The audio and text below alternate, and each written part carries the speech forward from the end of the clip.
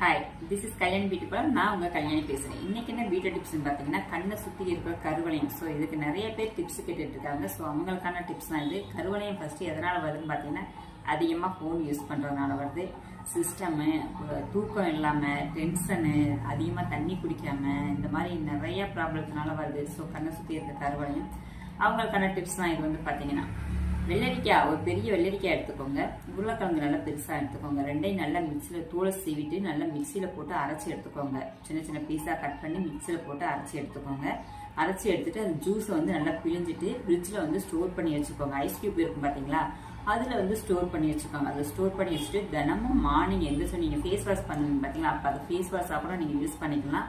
கண்ணை சுத்தி இருக்க கருவளையத்துக்கு பாத்தீங்கன்னா clockwise, anticlockwise 2 time நல்ல ஒரு 2 நிமிஷம் ரொட்டேட் பண்ணுங்க. ரொட்டேட் பண்ணிட்டு அப்படியே விட்டுருங்க. விட்டுட்டு ஒரு 20 நிமிஷம் கழிச்சு நீங்க வாஷ் பண்ணுங்க. இதை மார்னிங்